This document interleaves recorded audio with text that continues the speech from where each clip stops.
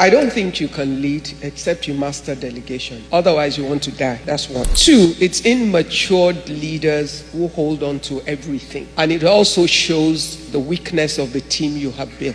Because if you've built the right team, which is your primary work, to invest in the process of finding the right talent for your team. That's the main work that you do. For me as a person, I can live multiple lives largely because that is my first and biggest priority. People ask me all the time, how can you do so many different things? It's simply because I do not have a false view of myself. I only play to my strength. I do not play to my weaknesses, which means I outsource all my weaknesses to people that are better than me in those areas. So building the team, the first thing is to find people whose strength represents my own weakness, and therefore they bring value to the team. Now, because I start out recognizing that they're better at that thing than I am, it's easy to delegate to them what is clearly their own strength. However, you can delegate with error if you don't communicate. Because when you're telling someone to represent you with something, they might have their own understanding of what that thing is. However, what you have told them to do is not what they think about it. You must be clear about what their delegated assignment is. They can apply their skills, their wisdom to how to execute it in a way that the set goal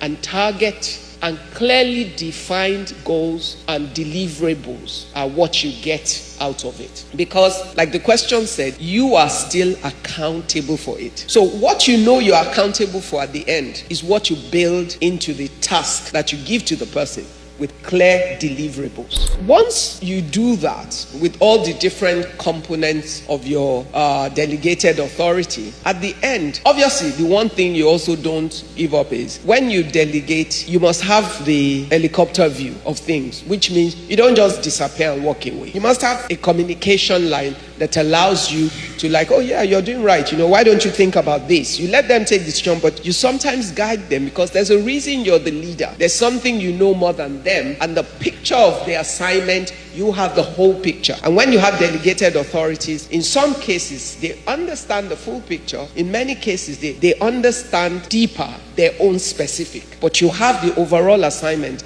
and you must be able to make everybody understand how what they do key in to what the overall results that must be achieved is.